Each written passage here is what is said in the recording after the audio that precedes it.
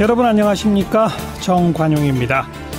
더불어민주당 초선 의원 57명이 오늘 조속한 개헌 논의를 촉구하는 성명을 발표했습니다. 한 발짝도 나가지 못하고 있는 개헌 논의에 새로운 돌파구가 될 수 있을지 잠시 후 더불어민주당 최운열 의원 연결해서 설명 들어보겠고요. 저임금 청년 가구의 한 달 소득이 겨우 78만 원이다. 통계청 자료입니다. 88만 원 세대는커녕 77만 원 세대가 되는 셈인데 더 낮아지고 있는 청년 소득 문제 어떻게 봐야 할지 청년유니온 김민수 위원장의 의견 전해드립니다. 7시 5분 시작되는 2부 시사자키 연말 특집 2017년의 사람들 그 5번째 순서인데요. 여성에 대한 성폭력을 고발한 여성들 초대해서 이야기 나눠보겠고요. 밖에서 본 한국 올해의 국가 2위로 한국이 꼽혔답니다. 이런 뉴스들 정리해드리도록 하죠. 잠깐 광고 듣고 출발합니다. 개헌 투기 연장에 대한 여야 간 이견 때문에 국회가 공전하는 상황이죠. 자, 그런데 오늘 여당인 더불어민주당의 초선 의원 57명이 조속한 개헌 논의를 촉구하는 성명을 발표했습니다. 어떤 취지인지 오늘 그 성명 발표에 동참한 더불어민주당 최운열 의원을 연결해 봅니다. 최 의원 안녕하세요. 안녕하세요. 초선 의원 57명이 전원 참석한 성명에 동참하신 거죠? 예, 전원이 동참했습니다. 이 시점에 이런 성명을 내야 되겠다. 어떻게 해서 생각하시게 됐습니까? 지난 1년 동안 국정농단을 일삼은 정권이 무너지고 국민의 열망을 담은 새로운 정권이 들어섰지 않습니까? 예. 광장에서 국민들이 한 목소리로 외친 것은 단순히 새로운 정권 하나 세우자는 것이 아니었습니다. 예. 우리 사회와 정치를 완전히 새롭게 바꾸라는 명령이었는데요. 그래서 그 뜻에 따라서 지난 5월 대통령 선거에서 새로운 대한민국에 대한 국민들의 요구를 이행하기 위해서 주요 정당 대선 후보들이 한 목소리로 개헌을 약속했습니다. 예. 국민이 바라는 투명한 정부, 민주적인 정부, 정치 선거제도를 개혁하고 지방 분권을 강화하고 국민의 기본권을 확대하겠다고 다짐하면서 내년 6월 지방선거에서 이 모든 내용을 담은 개헌안에 대해 국민의 뜻을 묻겠다고 약속했습니다. 그랬죠. 그런데 그 국민의 기대를 외면하고 지방선거와 동시에 개헌 국민투표를 하지 않으려는 분위기가 감지되어서 초선 의원들이 오늘 성명서를 발표하게 되었습니다. 예. 개헌 투기가 이대로 가면 연말로 활동 시한이 종료되죠. 예, 그렇습니다. 근데 자유한국당은 활동 시한을 더 연장하자고 하고 있고, 예. 더불어민주당은 연장하더라도 2월 말까지는 결론을 내야 한다, 이런 입장인 거죠? 그렇습니다. 자유한국당이 자꾸 이걸 좀 그냥 기간만 연장하고 2월 말이라고 못 박지 말자는 이유가 뭐라고 보세요? 자세히는 잘 모르겠습니다만, 자유한국당 대표께서 내년 6월 지방선거와 동시에 개헌 투표를 하지 않겠다고 이미 발표를 했지 않습니까? 예. 아마 거기에 얽매여서 그런 주장을 하시지 않나 생각이 됩니다. 그러니까 홍준표 대표는 내년 6월 그거 안 된다라고 하는 이유가 뭘까요? 잘 모르겠습니다만 지방선거 전략상 개헌 투표와 동시에 지방선거를 하면 아마 자기 당에 유리하지 않다 그렇게 판단한 결과가 아닐까요? 지방선거에서 개헌안을 동시에 하면 불리해진다 이것 때문이다. 그런 것 같습니다. 저희들이 보고. 근데 만약의 경우 여야가 만장일치로 합의하는 개헌안을 만들어낼 수 있다면 사실 그거는 유불리가 없는 거 아닐까요? 저희들은 그렇게 생각하는데요. 예. 아마 이제 각 당별로 처한 입장이 달라서 그런지 서로 해석을 달리하는 것 같습니다. 예. 근데 반면에 오늘 또 자유한국당의 초선 의원들도 기자회견을 열었어요. 그러면서 지금 개헌 논의 지지부진한 거는 여당 탓이다. 이렇게 주장했는데 그건 어떻게 생각하세요? 저희들은 그게 동의할 수 없는 게요. 역대 정부에서 보면 대통령에 당선된 대통령이 개헌을 이렇게 적극적으로 하자고 나선 경우가 사실 없었지 않습니까? 예. 그러니까 정부 여당 입장에서는 개헌에 대한 입장은 확고한 것 같습니다. 예. 그래서 지난번 약속한 대로 하려면은 2월 말이나 3월 초까지는 최소한 개헌안이 발의돼야 되고 이 안이 5월 초에 국회를 통과돼야 됩니다. 그렇죠. 그래야 6월 13일 날 개헌 투표를 할 수 있으니까요. 그래서 그 스케줄에 맞추려고 하면은 개헌 특위를 연장하더라도 최소한 개헌안이 2월 말까지나 3월 초에는 완성하겠다는 약속이 서로 되어야 연장의 의미가 있지 않겠습니까? 그래서 저희들은 요구한 거라고 생각합니다. 뭐 아까 지방분권, 국민기본권 이런 얘기 하셨습니다만 정치권에서 가장 핵심적인 것은 권력구조 문제인데 예. 더불어민주당은 대통령 4년 중임제를 지금 대략 생각하고 있죠. 맞죠? 그것도 뭐 아직 확정된 안은 아닌 것 같고요. 우리 당 내에서도 여러 의견이 분분합니다. 예. 그래서 일부는 뭐 4년 중임제를 주장하는 부분도 있고, 예. 또 뭐 분권형 대통령제를 또 바라는 의원분도 계십니다. 예. 그래서 이런 걸 좀 터놓고 우리가 여야가 허심탄회하게 얘기를 하면, 예. 작년 우리 광장에서 국민들이 요구하는 목소리가 제왕적 대통령제는 더 이상 안 된다는 요구 아니었습니까? 그렇죠. 그 뜻만 잘 받들면 충분히 공통분모를 찾을 수 있으리라고 생각합니다. 예. 방금 말씀하신 대로 터놓고 개헌 투기에서 논의를 했는데 아무런 진척을 못 본 거 아닙니까? 그 역대 국회에서도 보니까 개헌을 많이 연구했어요. 예. 그래서 그 답은 이미 다 나와 있습니다. 예. 뭐 답을 몰라서도 아니고 시간이 없어서도 아닙니다. 예. 선택의 문제만 남아있기 때문에 예. 각 당이 정말 국민만 보고 정치를 하신다면 답은 금방 나오리라고 생각이 됩니다. 그런데 솔직히 말해서 더불어민주당은 지금 집권 여당입니다. 그러니까 대통령 중심제를 놓치기 싫어하실 것 같고 반대로 자유한국당이나 이런 데서는 국회 권력을 강화해야 되니까 내각제 쪽을 선호하는 것 같고 합의가 안 되는 거 아닙니까? 그런데 뭐 저는 개인적으로요. 우리 당론은 잘 모르겠습니다만 이 권력 구조하고 선거제도 개편과 서로 연계해서 토의를 하면 양쪽이 다 뭐 100% 서로가 만족은 못하더라도 서로의 어떤 그 목표를 달성할 수 있는 공통분모는 찾아지지 않을까 이렇게 좀 낙관적으로 생각하고 있습니다. 그런데 안 되는데요. 지금 진도가 나가는 걸로 봐서는. 그래서 이제 국민들께서 더 눈을 좀 뜨시고 압력을 넣고 요구를 하셔야 됩니다. 알겠습니다. 이제 국민의 힘밖에 없습니다. 이제는. 예. 그러니까 오늘 초선 의원들이 연명으로 성명을 낸 것도 국민들이요 이제 관심 갖고 개헌에 대해서도 압력 좀 넣어주세요 이 말이군요. 그렇습니다. 알겠습니다. 예. 더 지켜보겠습니다. 혹시 뭐 오늘 성명 낸 이후에 무슨 구체적인 활동 계획이 또 있나요? 뭐 아직 구체적인 활동은 저희들은 없지만요. 계속 개헌론이 이렇게 지지부진하다면 우리가 할 수 있는 모든 수단을 강구해서 더 강하게 압박을 하고자 합니다. 네, 여기까지 들을게요. 고맙습니다. 네, 감사합니다. 더불어민주당 최운열 의원이었습니다.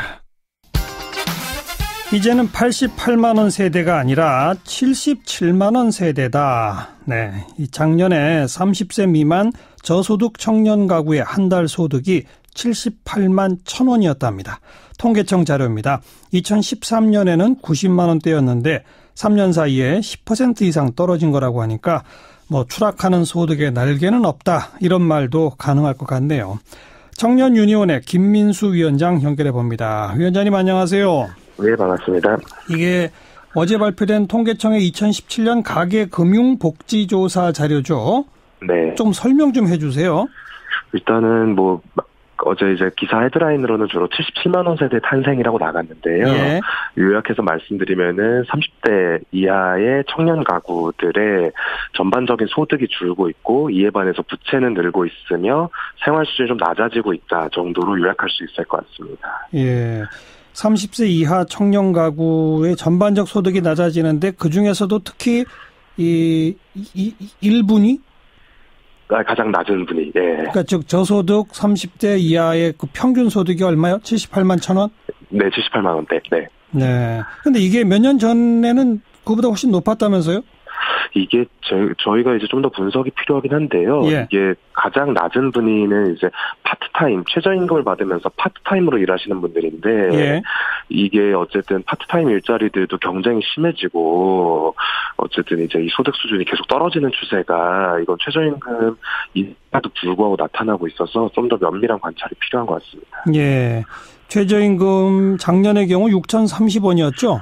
네, 그렇습니다. 하루 8시간 주 5일 그렇게 근무하면 그래도 한 96만 원 이상이 되는데 맞습니다. 이분들은 그렇게까지 일을 못한다 이거죠? 그렇습니다. 아니면 최저임금도 못 받는 사업장에 있든지. 네. 예. 그러면서 부채는 늘어나고 있다고요? 네, 그렇습니다. 어느 정도입니까?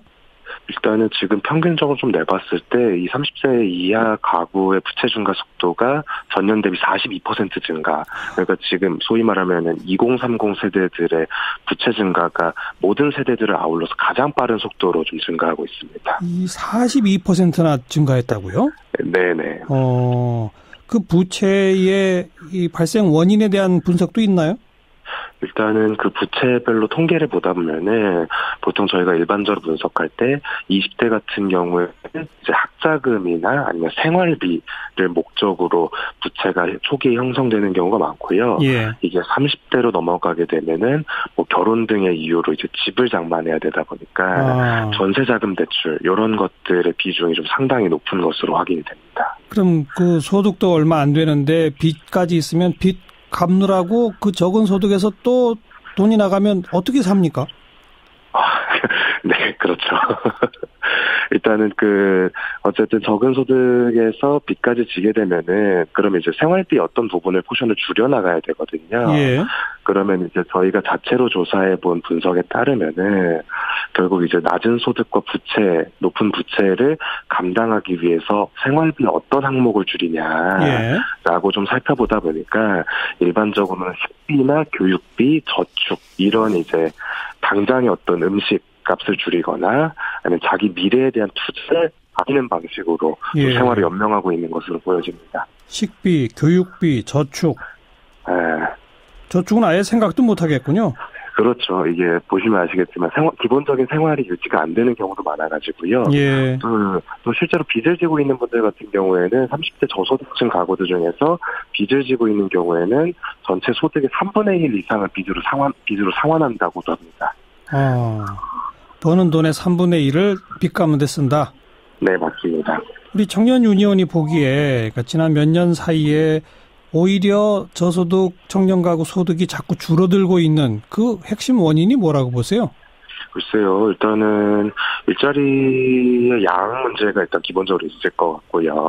예. 소위 청년 실업으로 표현되는 실업률이 전체 연령대 실업률보다 3배, 4배 육박하는 상황이 일단 기저에 깔려 있고 설령 취업을 한다고 할지라도 상당수가 불안정하고 저임금 일자리를 전전하게 되고 또 이제 한국의 어떤 생활 수준이라는 것이 또 굉장히 높은 고비용 구조로 점점 가고 있다 보니까 이런 복합적인 요인들이 맞물려서 소득 청년 가구의 어떤 생활 수준이 더 악화되는 추세를 보이는 거 아닐까 이렇게 생각합니다. 뭐 일자리를 최우선으로 하는 문재인 정부가 출범한 올해는 이게 이제 오늘 발표된 건 작년 통계니까요. 네. 올해는 좀 나아질까요? 기대하세요? 어떠세요?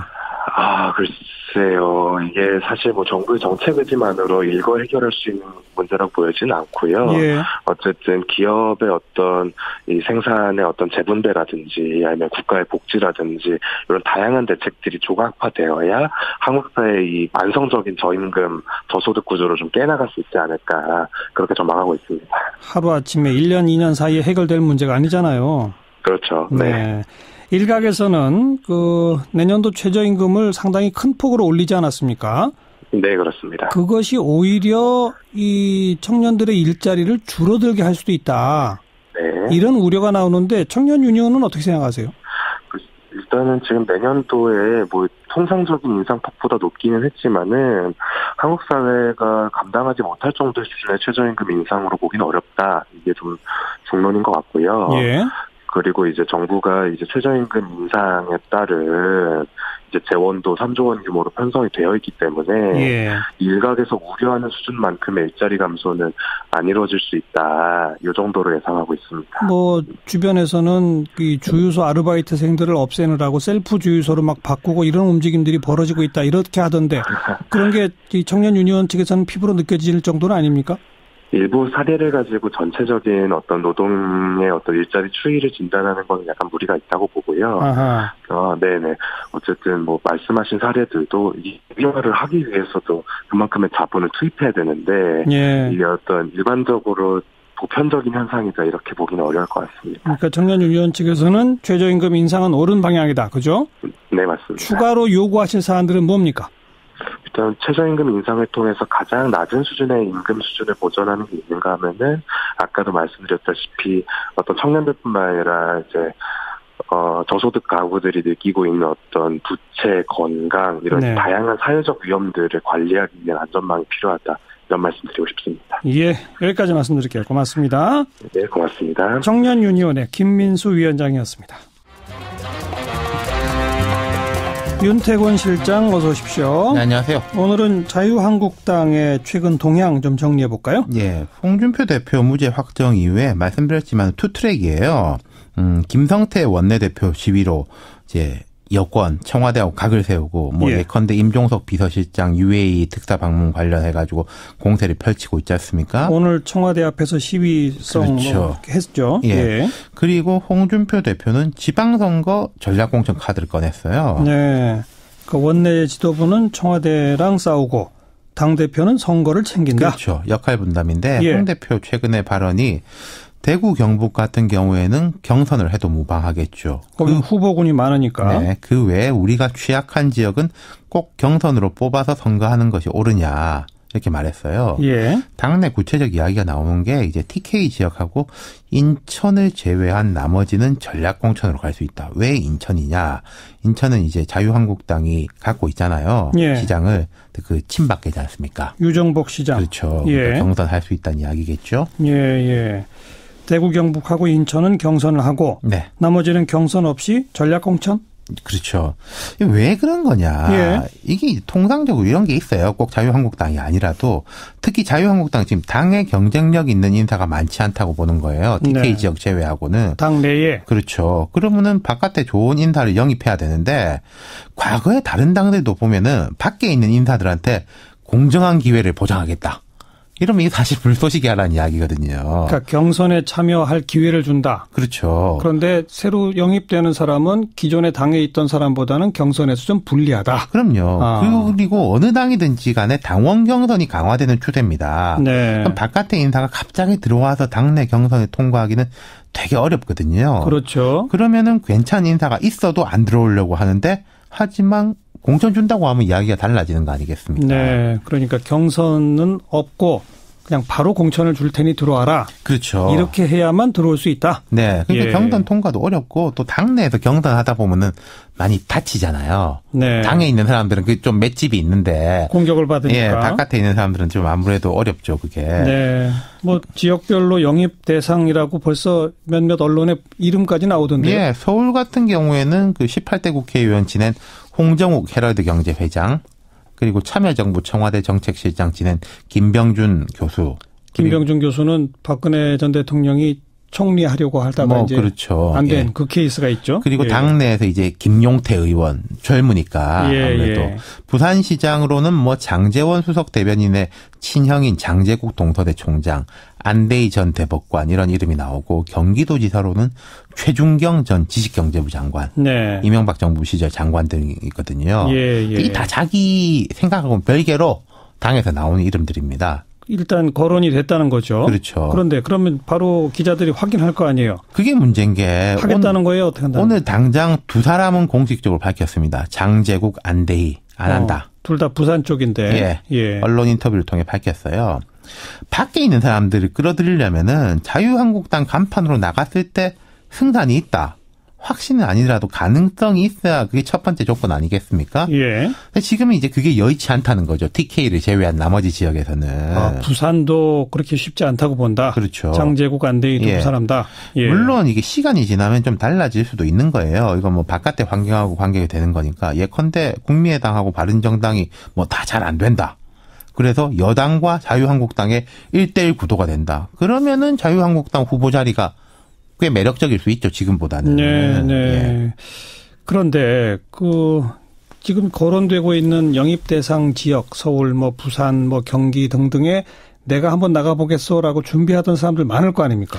그렇죠. 그 사람들은 어떻게 되는 겁니까? 그러니까요. 지금 예를 들어 부산시장 같은 경우에는 서병수 현 시장이 홍 대표가 아주 사이가 안 좋아요. 예. 아마 공천 안 될 걸로 보는데 이 서병수 시장 같은 경우에 무소속으로 출마하겠다 그래요. 예. 아까 경기도 최준경 전 장관 이야기 나왔지만은 그 남경필 지사는 무조건 나가는 거 아니겠습니까? 남경필 지사는 현재는 바른정당 소속이니까요. 그렇죠. 어쨌든. 예. 그러니까 우리가 이 데자뷰 현상이 있는 게 지난 대선으로 한번 돌아가 보죠. 예. 반기문 전 유엔 사무총장 영입해가지고 꽃가마 태워가지고 범보수 후보로 뭐 하겠다 이런 뭐 이야기 나오고 전격 교육해갖고 한동안 또 새머리도 하긴 했는데 반기문 전 총장이 이제 물러나고 나니까 황교안 당시 권한대행이 또 이제 막 주목을 받고 지지율도 오르고 막 그랬지 않습니까? 그랬었죠. 근데 이분도 안 나간다 그랬죠. 여러 계산이 있었겠지만요. 둘 다 연속해서 안 나간다 그랬죠. 그러니까 돌고 돌아가지고 뭐 이인재, 김진태 뭐 이런 분들하고 이제 홍준표 당시 경남지사 그 당시 새누리당 안에 있던 인물들이 경선해가지고 결국은 홍준표 지금 이제 대표가 대통령 후보가 됐잖아요. 그랬었죠. 결국 바깥에 게 여의치 않아가지고 지방선거도 제가 지금 볼 때는 그렇게 될 확률이 상당히 높아요. 바깥에 제가 이런 말씀드린 인물들이 뭐 떨어져도 다음 총선까지 내다본다 이런 계산이 아니라면은 쉽지 않아지고 그럼 결국은 원래 그 얼굴들 뭐 후보를 내긴 내야 될 거 아니겠습니까? 그 말은 자유한국당의 지지도가 좀 올라가든지 경쟁력이 생겨가지고 지방선거 내가 나가면 당선될 가능성이 좀 높다. 이런 상황을 만들어내지 못하면. 그렇죠. 그럼 사람들이 줄을 설 거예요. 사실은. 지금 상황에서는 사람 이름을 아무리 거론해봐야 거론된 사람들이 들어오겠다는 것보다는 안 들어오는 쪽일 가능성이 더 높다. 그렇죠. 생각이 있다 하더라도 입에 다물고 있을 겁니다. 아마도. 상황이 어떻게 전개되는지까지 보려고. 특히나 뭐 거론됐던 사람 가운데 참여정부 때 청와대 정책실장 지낸 김병준 뭐 국민대 교수 같은 경우는 정말 자유한국당의 후보로 곧 선거 나간다? 제가 볼 때는 그냥 딱 손살에 칠 것 같은데. 누구라고 말씀은 안 드리겠는데요. 이런 이야기 하는 분들은 있어요. 범보수 단일 후보, 범야권 단일 후보라면 혹시 모르겠는데 자유한국당의 단독 후보라고는 뭐 어렵다. 지금 분위기는 그런 것 같습니다. 그러니까 홍준표 대표가 조금 빨리빨리 그 스텝을 밟고 있고 뭐 당 안팎에서 이름도 거론되지만 절대 조속한 시일 내에 안 된다. 그 말이군요. 그렇죠. 당의 체력을 올리는 게 첫 번째죠. 네, 수고하셨어요. 감사합니다. 윤태곤 실장이었습니다. 시사잡기 1부 마치겠습니다. 잠깐 뉴스 들으시고요. 7시 5분 2부에 다시 뵙죠. 시사잡기 연말특집 2017년의 사람들 오늘 그 5번째 순서인데요. 올 한 해 우리나라뿐 아니라 전 세계를 강타한 단어가 바로 페미니즘이라고 합니다. 성폭력 피해자들이 미국과 유럽 중심으로 나도 당했다. 미투 캠페인이 들불처럼 번졌죠. 우리나라에서도 직장 내 성폭력 문제를 비롯해서 여러 가지 많은 이슈들이 있었습니다. 그리고 우리나라에서도요. 이 성폭력 피해 생존자들의 말하기 대회가 벌써 10여 년째 이어져 가고 있다고 합니다. 그래서 오늘 2017년의 사람들 두 분을 초대했는데요.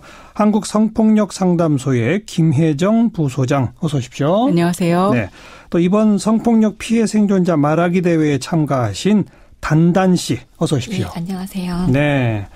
단단 씨는 가명이죠? 네. 단단하게 살자 이거죠? 네. 전 세계적으로 올해의 단어로 페미니즘 동의하세요? 두 분? 네, 올해 정말 강타한 단어인 것 같고요. 굉장히 많은 그 할리우드 배우들의 연설 영상이라든지 유엔에서의 캠페인이라든지 이런 것들이 네, 굉장히 많이 일어난 것 같은데요. 이제까지랑은 좀 다른 점은 이제까지는 성폭력, 가정폭력, 성매매 같은 이런 여성 인권에서의 특정 분야들에 대한 정책이라든지 제도 그리고 거기에 대한 피해자들의 뭐 고발 이런 것 위주였다면 페미니즘은 어떻게 보면 세상을 바라보는 시선 그 자체인 것 같거든요. 그래서 이제는 좀 통합적으로 이 사회가 왜 이렇게 차별과 뭐 혐오라든지 이런 위계를 계속 재생산하고 있는가에 대한 의문 이런 것을 볼 수 있는 시각 그다음에 대안을 모색할 수 있는 눈이 필요하다. 이런 철학이 필요하다라고 하는 것에 사람들의 관심이 많이 모인 것 같습니다. 고발을 넘어서 이제 대안 모색까지. 네. 세계관이 필요하다는 생각이 그렇게 나아가고 있다라고 느끼세요? 예, 그런 것 같습니다. 어쩔 수 없이 필요해진 것 같아요. 두 분한테 올 한 해 우리나라에서 가장 좀 강렬했던 유의미했던 여성 관련 이슈는 뭐가 기억나시는지? 저는 낙태죄 폐지 청원 운동이었다고 생각을 합니다. 이게 23만 명이 넘어섰다라는 걸 보면서 사실 이제 여성 스스로가 낙태가 죄가 아니라고 스스로 인식을 했다는 것이고 그것이 누군가에 의해서가 아니라 개별적인 여성들이 동참했다라는 데 대해서 좀 의미 있다고 생각을 합니다. 네. 김혜정 부소장은?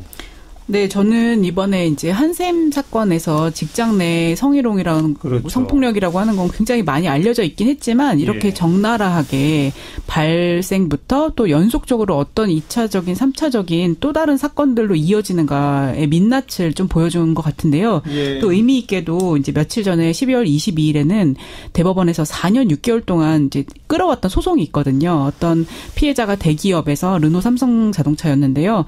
거기에서 이제 조력인이 어떤 피해자를 위해서 진술해 준 거 이런 거를 가지고 회사가 이제 징계를 했는데 네. 이것이 사실상 피해자에 대한 압력으로 행사될 수 있다. 그래서 불이익 조치 위반이다라고 하는 민사소송 그 최종 판결이 대법원에서 있었어요. 그래서 피해자의 고발한 사건도 있었고 올해 그다음에 대법원에서 회사의 사용자의 책임을 물은 판결도 있어서 의미 있는 그런 사건이었다고 생각합니다. 직장에서 고발도 과거보다는 훨씬 더 많이 터져 나오고 네, 그렇죠. 법원에서도 그걸 인정해주고. 네, 그렇습니다. 네. 터져 나온 것뿐만 하면 안 되고요. 터져 나왔을 때 회사에서 어떤 조치를 취하느냐가 있어야 그 이후에 안전성이 보장이 되는 것인데 그것에 대해서 법원에서도 이제 그 세부적인 문제를 지적을 했다는 것이 큰 의미인 것 같습니다. 예. 오늘 제가 시작하면서 미국이나 유럽의 미투 캠페인을 소개했는데 우리나라는 그것과는 조금 양상이 다르죠? 어떻게 보세요?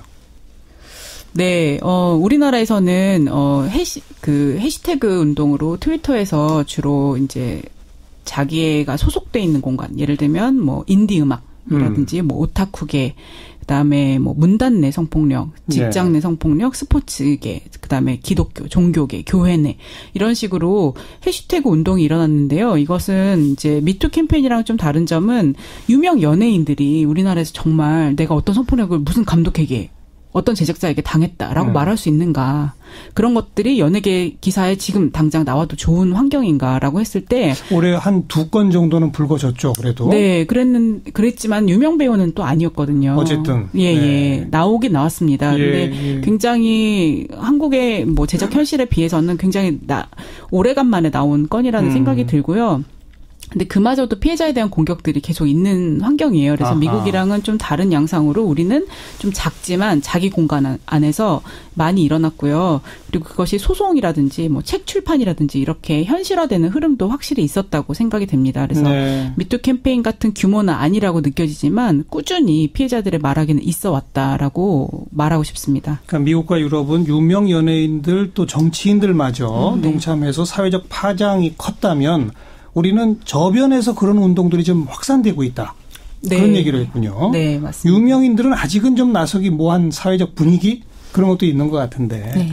방금 표현하신 것처럼 말하기, 피해당한 사람의 말하기라고 하는 운동이 확산되고 있다고 하는데 그 성폭력 피해 생존자 말하기 대회 이게 지금 올해 몇 회째입니까?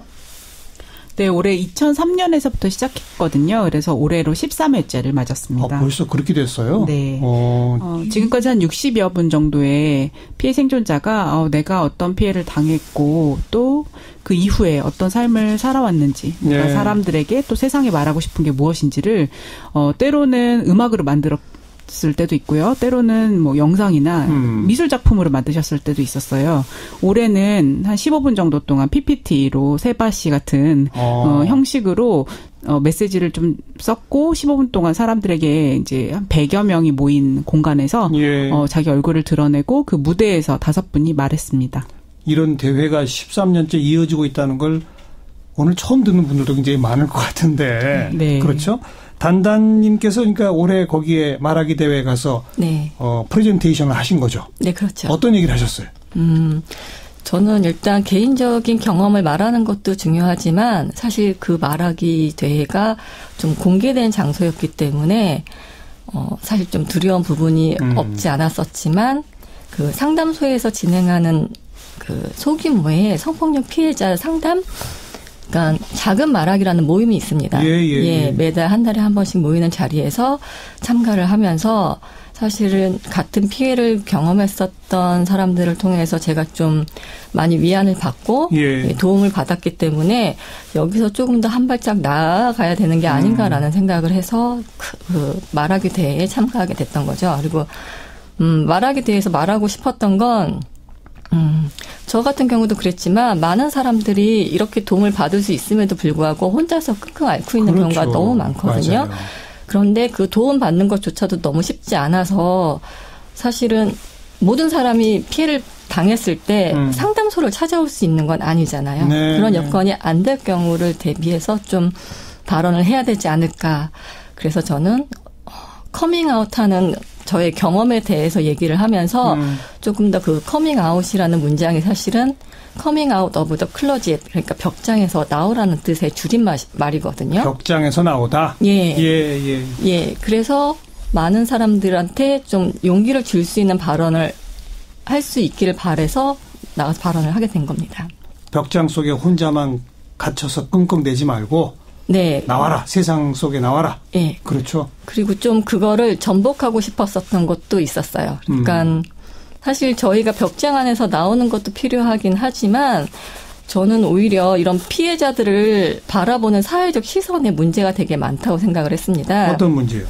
그러니까 보통 피해자라고 얘기를 하면 어떤 폭력에 노출되었기 때문에 그 피해자에 대해서 일단은 피해자가 어떤 행동을 했더라도 폭력에 대해서는 정당성을 부여하지 않잖아요. 그럼요. 그런데도 불구하고 성폭력이라고 말을 하는 순간 오히려 피해자한테 비난이 가거나 아이고. 그런 거 말하지 말고 살아야 된다라는 압력을 굉장히 많이 받게 됩니다. 그러니까 당연히 커밍아웃 하기가 쉽지 두려워지고. 않았던 거죠. 예. 그래서 저는 좀 이 사람들한테 힘을 주는 발언으로 그 커밍아웃 오브 클로짓이라는 단어에서 저희는 오히려 그러니까 피해자들이 오히려 벽장에서 내던져진 거라는 규정을 하고 오히려 가해자나 또는 저희를 오히려 비난하는 사람들이 벽장 안에서 우리를 비난하는 행위를 멈춰야 된다. 예. 그리고 오히려 그런 비겁한 행위를 하는 것에 대해서 스스로 용기를 내서 우리가 비겁했다라고 인정하고 나와야 된다라는 식으로 오히려 그 말을 좀 역전시켜서 차용을 해서 발언을 했었습니다. 네. 김혜정 부소장이 조금 정리해서 소개해 주세요. 이 말하기라는 게 왜 중요한지. 네, 그동안 사실 많은 피해자들은 말하고 싶어 하세요. 네. 내가 겪은 일을 말하고 싶고 그래서 세상이 알아듣고 그런 일이 있었냐라고 바뀌는 걸 보고 싶어하고 또 다른 피해자가 이 내 말을 통해서 그걸 알아채고 또 다른 일을 겪지 않도록 그리고 가해자가 무엇보다 부끄러워하면서 반성하기를 바라는 거거든요. 처벌도 받고. 네. 예. 그런데 우리가 흔히 내 주변에서 이제 뉴스를 보더라도 성폭력 사건이 있다. 특히 이제 뭐 내 주변에서 우리 직장에서 있다. 그러면 사람들이 피해자를 감싸거나 피해자를 지지하는 말을 어떻게 해야 될지 잘 모르거든요. 오히려 저 사람도 좋아서 한 것 같은데 라든지 너무 문제제기 심하게 하는 거 아니야? 라고 가해자 위주의 그런 말하기에 우리는 좀 듣기에 익숙해져 있는 것 같아요. 여전히 그런가요? 네, 여전히 그렇죠. 그래서 주변에서 그런 일 있을 때 피해자를 응원하는 말을 어떻게 해야 되는지를 잘 구체적인 방법을 모르는 사람들도 굉장히 많고요. 그래서 무엇보다 13년 전부터 안전한 환경을 만들자. 지지하는 사람들이 지지를 표현하자.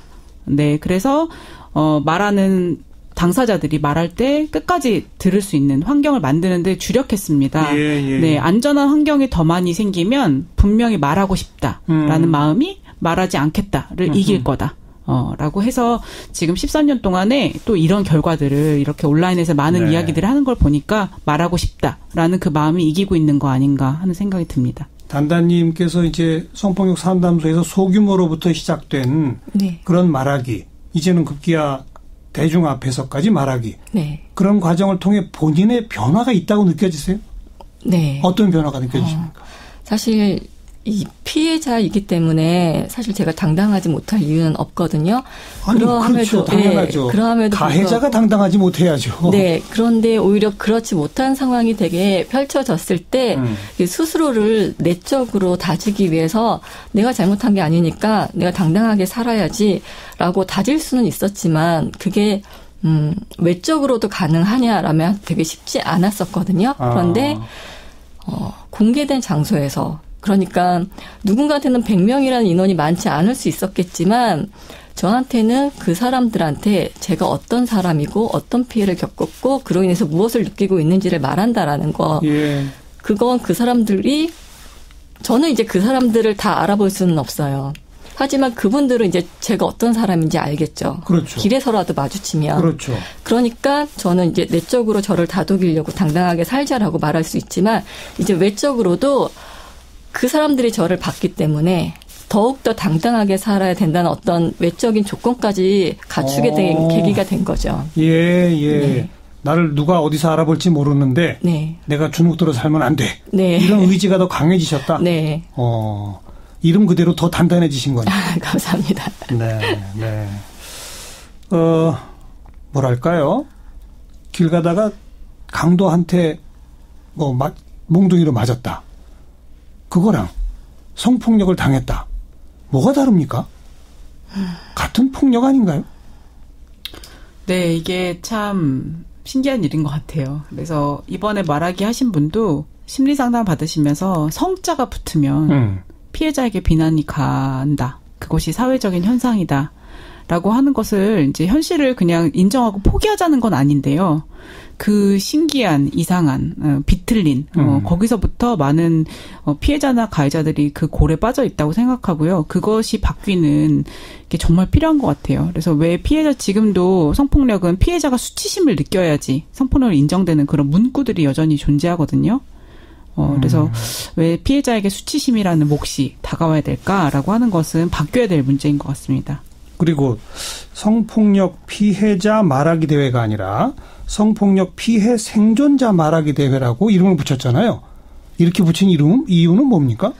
그 성폭력 피해 같은 경우는 사실 보통 피해라고 얘기를 하면 일회성으로 끝나는 경우가 많지만 성폭력은 보통 권력관계에 의해서 생기기 때문에 그렇죠. 한 번으로 끝나지 않고 지속적인 게 많죠. 상습적이 되는 거죠. 맞아요. 그러니까 피해자 입장에서는 사실 일상을 제대로 이렇게 유지해 나가기가 되게 힘든, 그러니까 정말 생존하기 힘든 상황으로 치닫는 경험이기 때문에 네네. 생존자라고 말할 수밖에 없는 것 같습니다.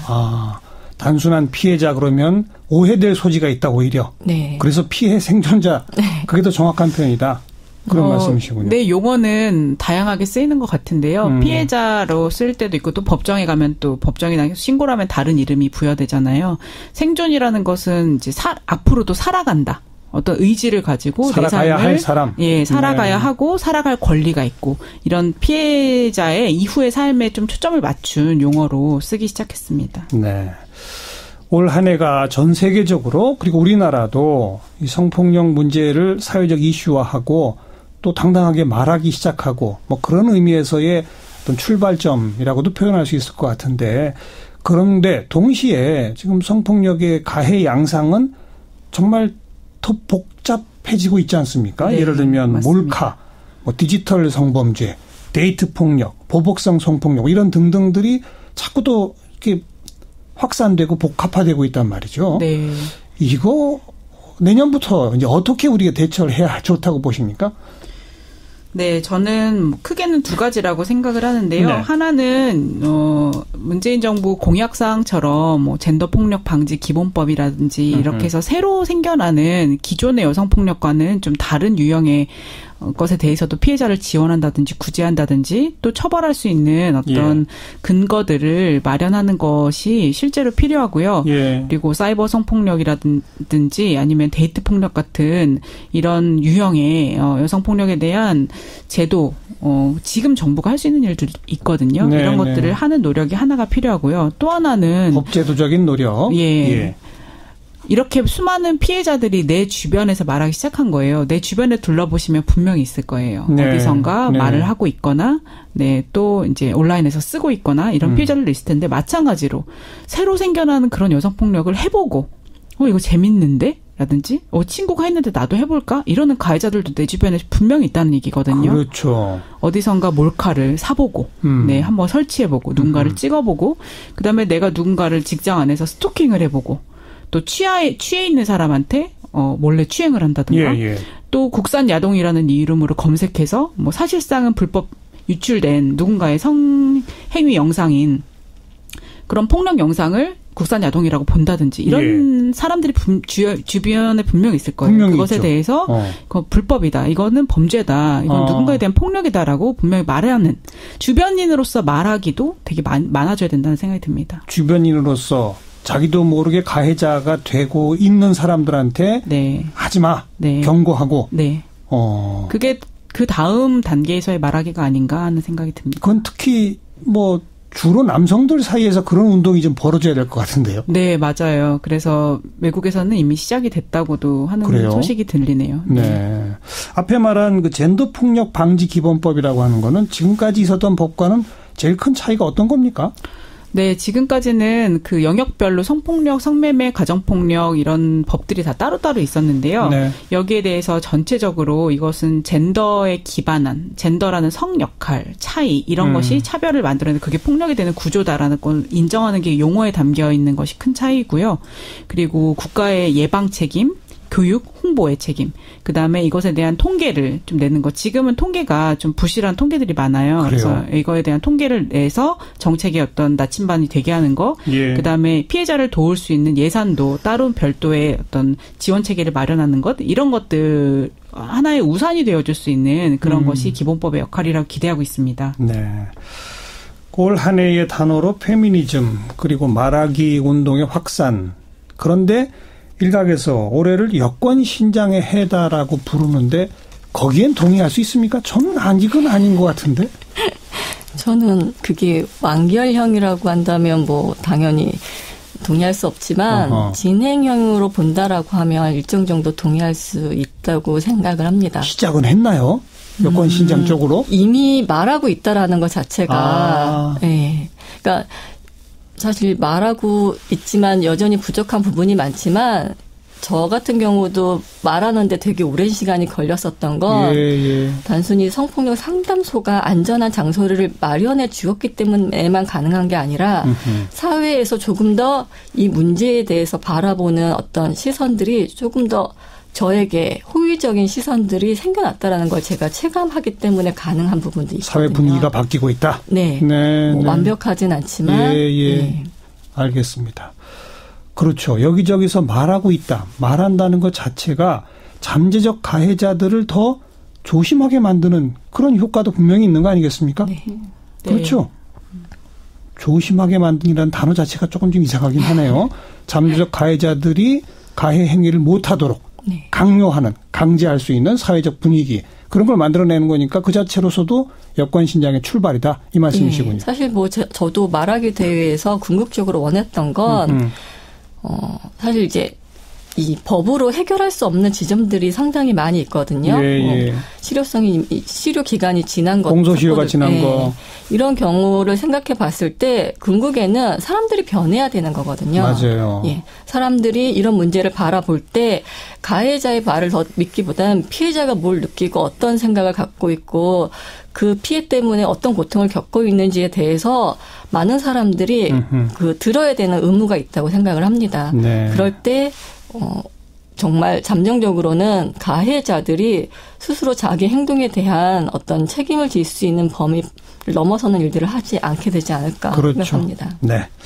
내년부터는 진짜 많은 분들이 동의할 수 있는, 흔쾌히 동의할 수 있는 여권 신장의 해가 좀 펼쳐지길 바라면서 오늘 두 분 함께 말씀을 나눴습니다. 한국성폭력상담소의 김혜정 부소장, 또 성폭력 피해 생존자 말하기 대회에 참가하셨던 단단님, 오늘 고맙습니다. 감사합니다. 네, 감사합니다.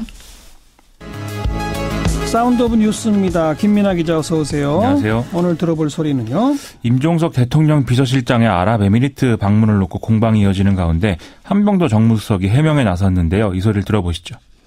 이명박 대통령의 뒷공문을 캐다가 임종석 비서실장이 아랍에미리트에 가서 문재인 대통령 대신 모하메드 왕세자에게 고개를 숙였다는 의혹마저 제기되고 있습니다. 국민들 앞에 참회하십시오. 청와대는 진실을 명명백백하게 밝히십시오. 지난 6월에 대통령께서 UAE 왕세제하고 통화를 하셨고요. 우호 협력 관계를 더욱 증진시켜 나가자 비서실장이 나가게 됐고 친서를 가지고 갔고요. 우리 원전 4기가 지금 UAE에서 차질 없이 잘 진행이 되고 있습니다. 그런데 이런 근거 없는 내용들이 계속 재생산됨으로써 차후 원전 수주에 악영향을 주지 않을까 이런 우려와 걱정도 있습니다. 정무수석의 말은 그러니까 원전과 관계가 없다. 이건 분명한데 방문 이유를 다 밝힐 수는 없다 이런 얘기죠. 그렇습니다. 오늘 청와대가 두 가지 경로로 이 문제에 대해서 해명을 내놨는데요. 기자들에게는 이제 공보 라인을 통해서 그리고 국회는 정무 라인을 통해서 이제 얘기를 한 것이죠. 예. 종합을 해보면 이게 결국 국익과 여러모로 관련이 있는 문제이기 때문에 다 밝힐 수는 없는 부분인데 어쨌든 추측성 보도, 근거 없는 보도들은 자제해달라. 정치적으로 의심할 만한 그런 일은 하나도 없다라는 얘기입니다. 한병도 정무수석은 국회가 요구를 한다면 이 문제에 대해서 비공개 보고도 검토할 수 있다는 취지의 그런 설명도 내놨습니다. 하지만 자유한국당은 뭐 쉽게 물러날 분위기가 지금 아니잖아요. 그렇습니다. 오늘 오전에 청와대 항의 방문하고 국정조사를 요구한다 이런 내용의 기자회견도 했고요. 언론 보도에 의하면 아예 아랍에미리트의 진상조사단을 파견하는 방안도 검토를 하고 있다는 것이거든요. 근데 오늘 김성태 원내대표는 이 보도에 대해서 부인도 부정도 하지 않겠다 이렇게 얘기를 하고 있습니다. 또 김성태 원내대표는 어제 지도부 회의에서 더불어민주당이 이 문제를 은폐하기 위해서 국회 운영위원장 선출을 거부하고 있다 이렇게 주장을 했는데요. 개헌특위 문제 이 문제까지 끼어서 임시국회는 지금 본회의를 못 열어서 파행이 계속되고 있고 검찰이 오늘 또 자유한국당 이우현 의원 구속영장을 청구했기 때문에 방탄국회 논란까지 이어지는 그런 상황이 될 것 같습니다. 예, 뭐 추측성 보도는 자제해달라라고 했습니다만 오늘도 또 새로운 보도가 하나 있었죠? 그렇습니다. 중앙일보 보도인데요. 우리 정부가 아랍에미리트와 미사일 요격 시스템을 포함한 첨단 무기 분야 방산 협력 강화를 추진하고 있고 임종석 실장의 특사 파견도 이것과 관련이 있다 이런 내용입니다.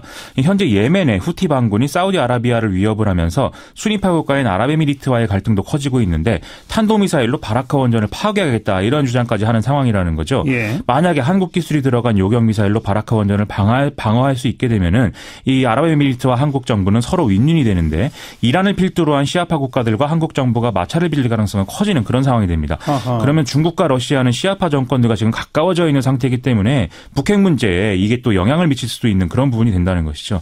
이렇게 보면 자유한국당이 아랍에미리트 방문을 추진하는 건 국익을 저해하는 결과가 될 수 있다. 이런 비판이 또 나오는 상황이 됩니다. 처음엔 원전 그러다 또 카타르의 LNG 수입 문제 이번엔 또 요격 미사일 참 여러 가지 나오네요. 그렇습니다. 아마 그만큼 복잡한 문제라는 것을 보여주는 그런 보도들인 것 같습니다. 다음 뉴스는요.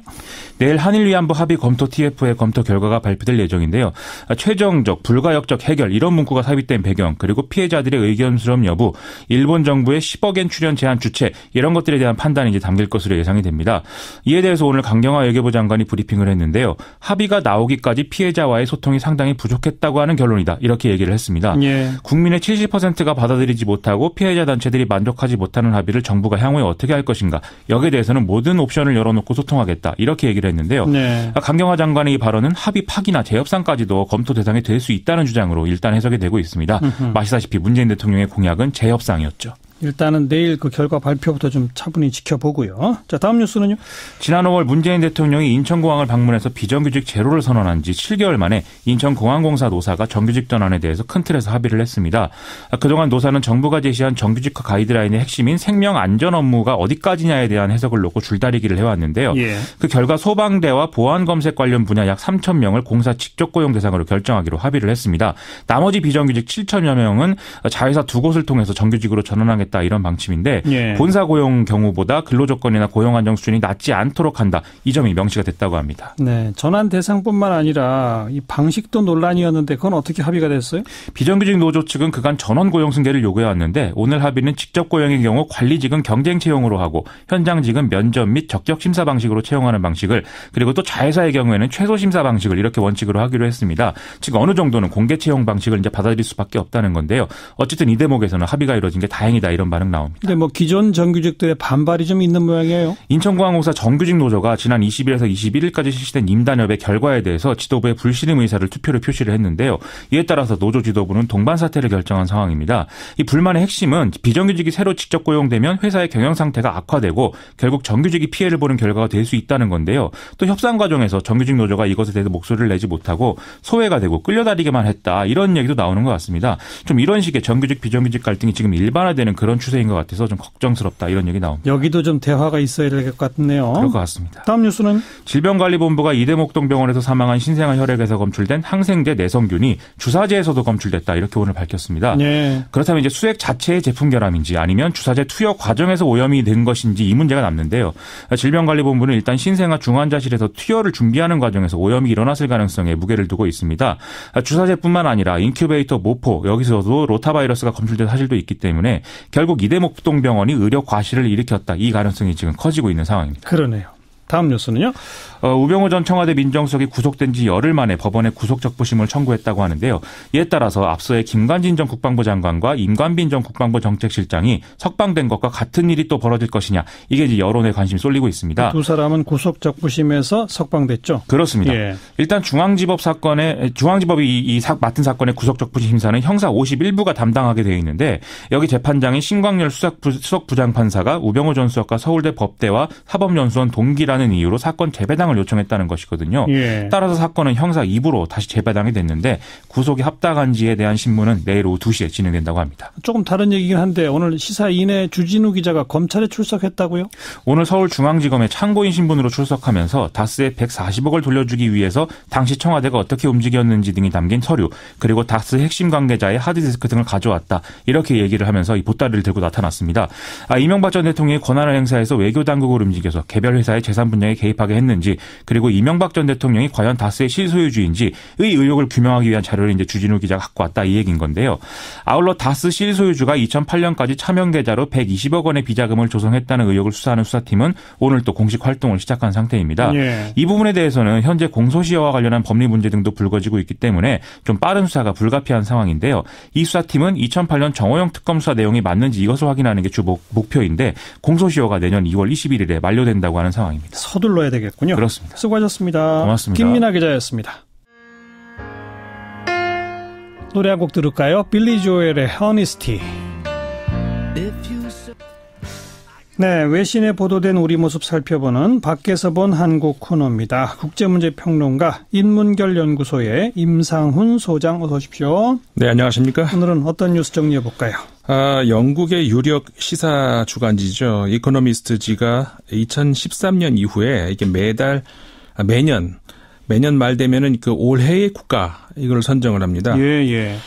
매년 내부 개혁과 혁신으로 세계적인 모범이 될 만한 그런 국가들을 선정을 하는 건데 아하. 올해는 프랑스가 선정이 됐거든요. 프랑스. 네. 근데 이 마지막까지 프랑스하고 경합한 나라가 한국이었습니다. 예. 결국 이코노미스트가 선정한 올해의 국가 2위 자리에 한국이 올랐다 이렇게 그래요? 말할 수 있는 건데 선정 기준이 어떻게 돼요?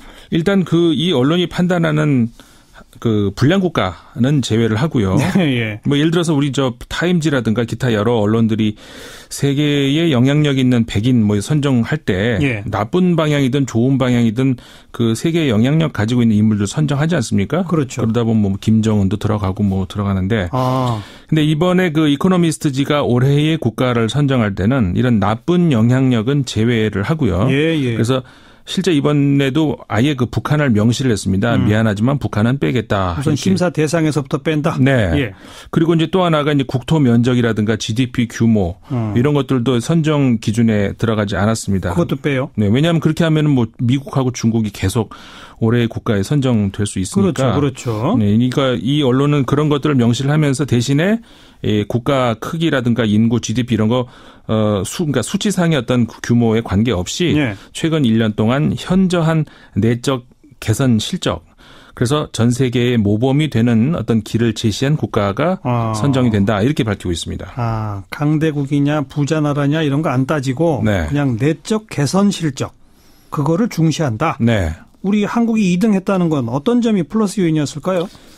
올 한 해 한국 참 외적으로는 한반도를 덮친 긴장 고조 그리고 사드 배치 이후에 중국의 거센 반발 그러면서 경제 보이콧까지 이어지는 경제의 위기를 좀 잘 헤쳐나가면서 예. 내적으로는 현재 한국이 직면한 당면 과제, 그다음에 이 부패 척결의 차원에서 큰 진전을 이뤘기 때문에 높은 점수를 받았다. 이렇게 설명을 합니다. 좀 더 구체적으로 좀 설명해 주세요. 이코노미스트가 올 한 해 한국에게 이렇게 표현을 했습니다. Extraordinary year. 아주 특별한 한 해였다. 예. 이렇게 강조를 하면서 예. 그 첫 번째 이유가요. 북한의 미사일 위협을 아주 차분하고 품위 있게 견뎌낸 점이다. 이렇게 얘기를 하는데 네. 사실 올해 그 북한의 핵과 미사일의 위협은 과거 전례가 없던 수준 아니었습니까? 일단 유엔의 대북 제재 결의안이 올해 4차례나 나왔다는 사실에서 알 수 있듯이 그렇죠. 예, 북한의 최근 수년 동안의 그 사실 실질적인 핵무기 소유를 지금 가시권 안에 두게 되지 않았습니까? 예. 그 결과 북한이 이제 올해 들어서 역대 어느 핵무기보다 더 강한 수준의 핵무기를 지하 실험까지 사실 했고요. 미사일도 역대 우리가 이 통계를 보면은 김일성, 김정일 시기를 다 포함해서 어느 해보다 올해 가장 어떤 뭐 빠른 미사일 개발 속도를 보여줬거든요. 맞습니다. 김일성 당시에는 북한이 신형 미사일 실험을 3차례밖에 안 했습니다. 통틀어서 김정일 시대에는 2차례밖에 안 했고, 근데 김정은 올해 들어서만 신형급 미사일을 6차례나 선보였다. 그랬죠.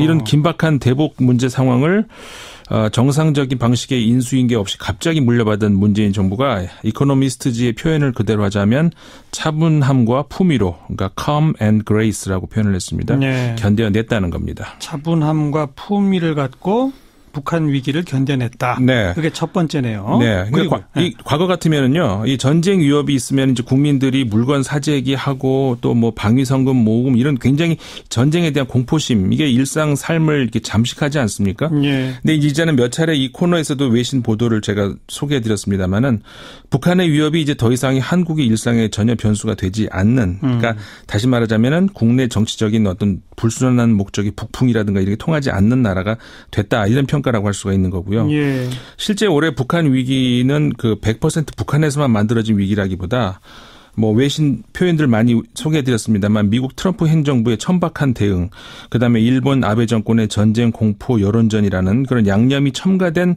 북미일 합작품이라고 할 수가 있다는 거죠. 예. 일각에서는 그런 얘기합니다. 그 북한 위기 앞에서 전 세계가 전율을 하는데 한국 사람들만 남의 일 보듯이 태어나다, 이런 말을 하는데, 이번에 이코노미스트지를 포함을 해서 이 유럽이라든가 미국의 유력 언론들, 오히려 북한발 위기를 제대로 대응한 사람들은 한국 정부와 한국 국민들이다, 이런 평가를 하고 있습니다. 네. 그런 의미에서 차분함과 품위를 갖고 이런 표현이 나오는 거로군요. 네. 그게 첫 번째고, 그리고 또 두 번째는요? 그 부패 척결 차원 이야기 아까 하지 않았습니까? 네. 그러니까는 외적 위기에 대한 대응이 차분함이었다면은 내적 부패에 대한 대응은 단호함이다, 이렇게 이제 표현이 되겠는데, 아하. 이 이코노미스트지는 외적으로 북한이라고 하는 위기 변수 와중에 국내에서는 대규모 국민행동, 그리고 이어지는 대통령 탄핵, 수감, 이렇게 급변하는 정치적인 상황에도 새 정부가 차분하게 중국의 보이콧 사태를 헤쳐나갔고, 미국의 FTA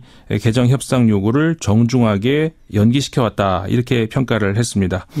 그러면서 또 이 한국 그 사법계는 한국 최대 재벌인 삼성의 총수라고 표현을 하더라고요. 그러니까 보스라고 표현을 하던데, 이재용 삼성 부회장을 구속 수감했다, 이런 평가를 하기도 했습니다. 이건희 회장이 지금 상태가 그러니까 보스로 부르는군요, 이제는. 그러네요. 그러니까 한마디로 내후 외환 현명하게 대처했다. 그게 이제 올해의 국가로 한국이 주목받은 그건데.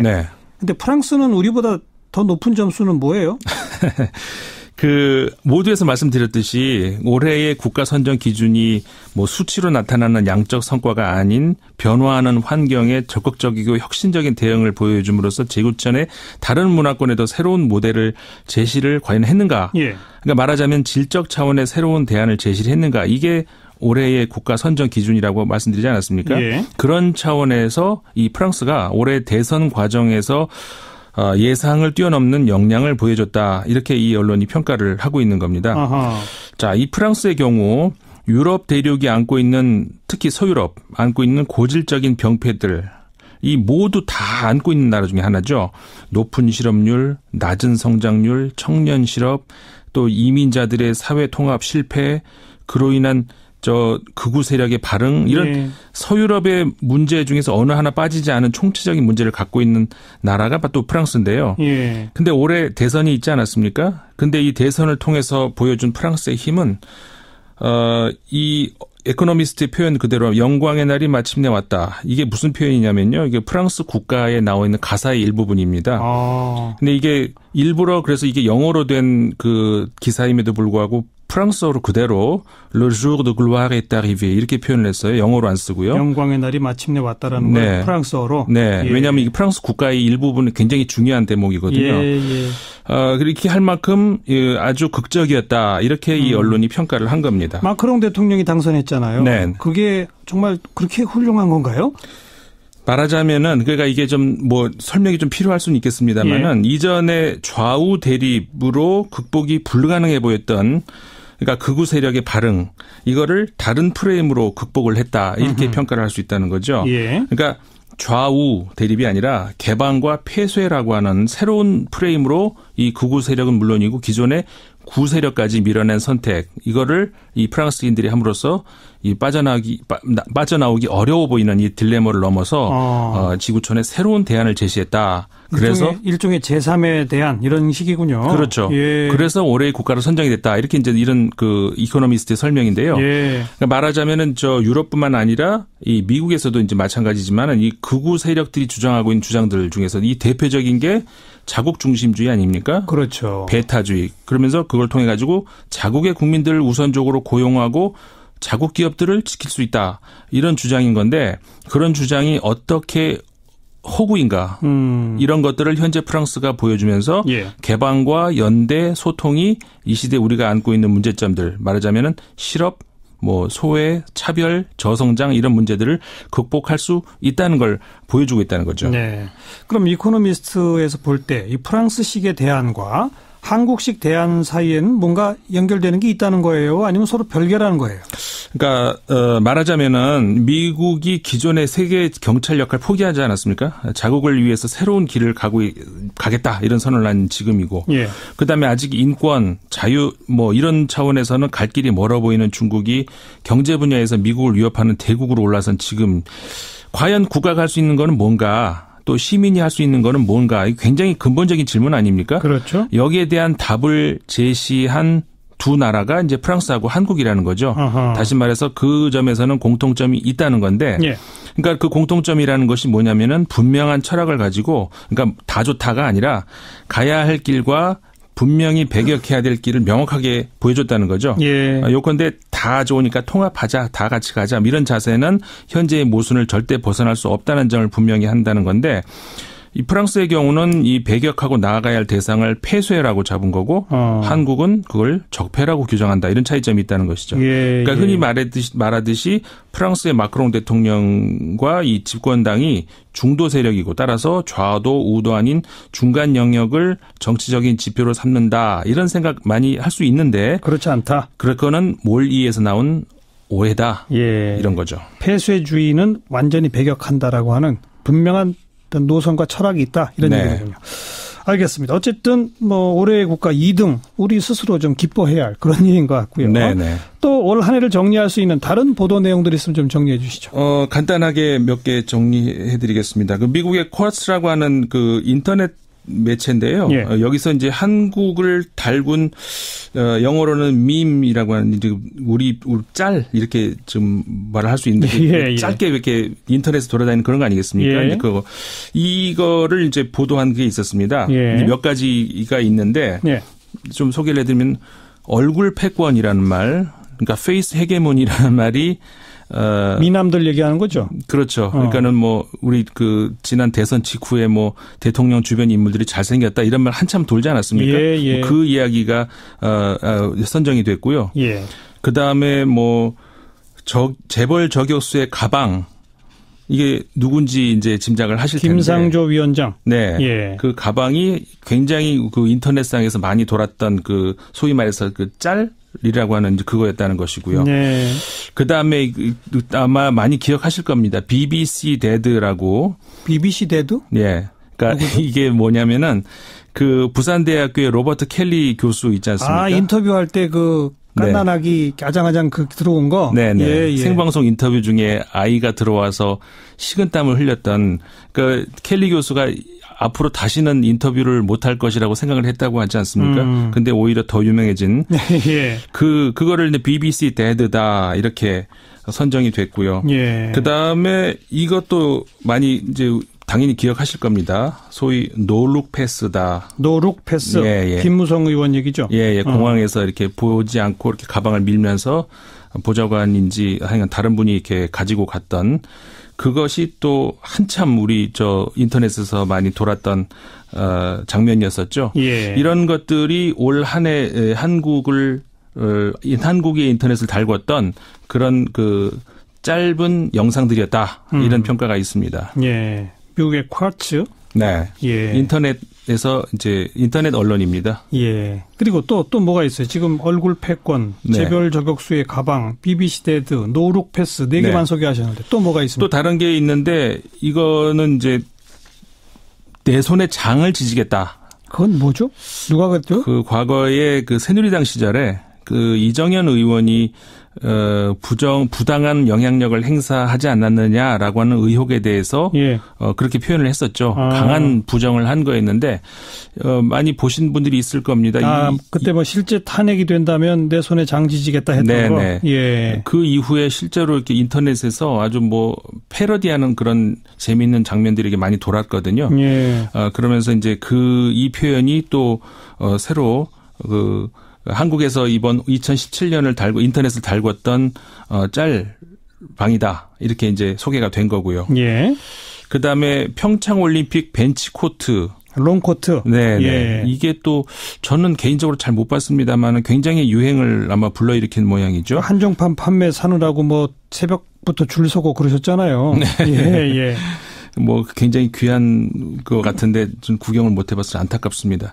이런 것들이 그 2017년 우리 한 해에 한국의 인터넷을 달궜던 어떤 영상들이었다. 이런 것이 미국의 쿼츠에서 보도했던 그런 내용입니다. 네. 근데 이런 것들 보면은 국민들이 그 엘리트층과 부패에 질렸음을 잘 보여주는 것이다. 이렇게 이 쿼츠가 평가를 하기도 했습니다. 네. 노룩 패스, 내 손에 장지진다 이런 게 주요하게 꼽힌 걸로 봐서 네. 부패에 대한 뭐 이런 것, 혐오 이런 걸 이제 상징하고 있다 이런 말이라고. 네, 그렇습니다. 네. 재밌었습니다. 오늘 여기까지 할까요? 수고하셨습니다. 네, 감사합니다. 밖에서 본 한국 국제문제평론가 인문결연구소의 임상훈 소장이었습니다. 시사잡기 오늘 여기까지입니다. 오늘 밤부터 또 매서운 강추위 온다고 그러죠. 건강 유의하시고요. 내일 뵙겠습니다. 안녕히 계십시오. 일단 거론이 됐다는 거죠. 그렇죠. 그런데 그러면 바로 기자들이 확인할 거 아니에요. 그게 문제인 게 하겠다는 거예요. 어떻게 한다는 오늘 당장 두 사람은 공식적으로 밝혔습니다. 장제국, 안대희 안 한다. 둘 다 부산 쪽인데. 예. 언론 인터뷰를 통해 밝혔어요.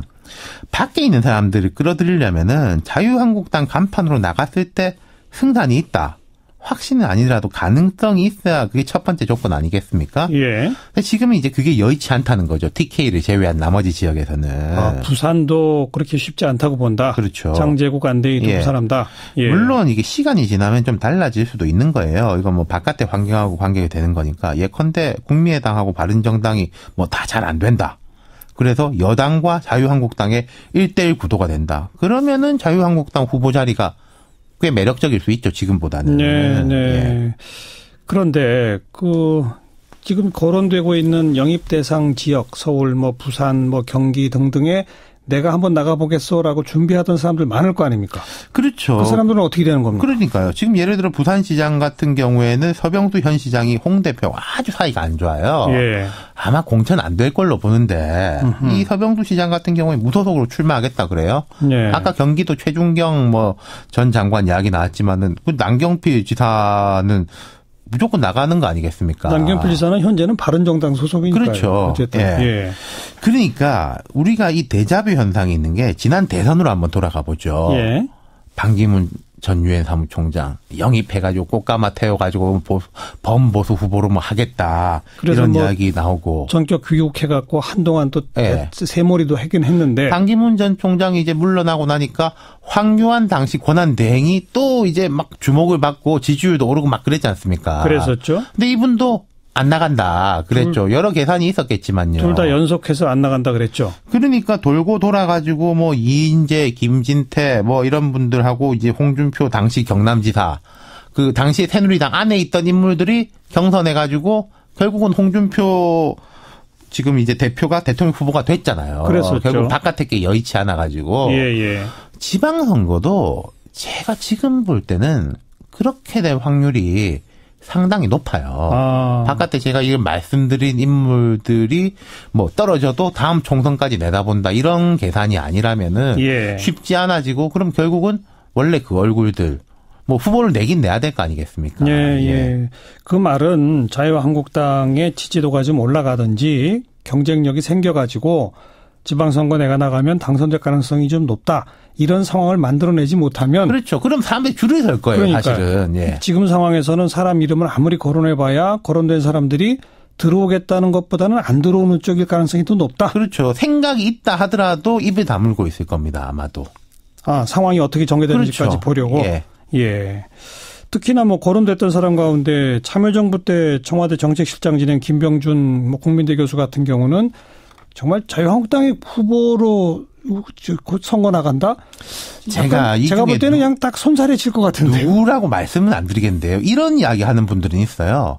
범보수 단일 후보, 범야권 단일 후보라면 혹시 모르겠는데 자유한국당의 단독 후보라고는 뭐 어렵다. 지금 분위기는 그런 것 같습니다. 그러니까 홍준표 대표가 조금 빨리빨리 그 스텝을 밟고 있고 뭐 당 안팎에서 이름도 거론되지만 절대 조속한 시일 내에 안 된다. 그 말이군요. 그렇죠. 당의 체력을 올리는 게 첫 번째죠. 네, 수고하셨어요. 감사합니다. 윤태곤 실장이었습니다. 시사잡기 1부 마치겠습니다. 잠깐 뉴스 들으시고요. 7시 5분 2부에 다시 뵙죠. 시사잡기 연말특집 2017년의 사람들, 오늘 그 5번째 순서인데요. 올 한 해 우리나라뿐 아니라 전 세계를 강타한 단어가 바로 페미니즘이라고 합니다. 성폭력 피해자들이 미국과 유럽 중심으로 나도 당했다. 미투 캠페인이 들불처럼 번졌죠. 우리나라에서도 직장 내 성폭력 문제를 비롯해서 여러 가지 많은 이슈들이 있었습니다. 그리고 우리나라에서도요, 이 성폭력 피해 생존자들의 최소한 개헌안이 발의돼야 되고 이 안이 5월 초에 국회를 통과돼야 됩니다. 그렇죠. 그래야 6월 13일 날 개헌 투표를 할 수 있으니까요. 그래서 그 스케줄에 맞추려고 하면은 뭐 개헌 특위를 연장하더라도 최소한 개헌안이 2월 말까지나 3월 초에는 완성하겠다는 약속이 서로 돼야 연장의 의미가 있지 않겠습니까? 그래서 저희들은 요구한 거라고 생각합니다. 뭐 아까 지방분권, 국민기본권 이런 얘기 하셨습니다만 정치권에서 가장 핵심적인 것은 권력구조 문제인데 더불어민주당은 대통령 4년 중임제를 지금 대략 생각하고 있죠. 맞죠? 그것도 뭐 아직 확정된 안은 아닌 것 같고요. 우리 당 내에서도 여러 의견이 분분합니다. 그래서 일부는 뭐 4년 중임제를 주장하는 부분도 있고, 또 뭐 분권형 대통령제를 또 바라는 의원분도 계십니다. 그래서 이런 걸 좀 터놓고 우리가 여야가 허심탄회하게 얘기를 하면.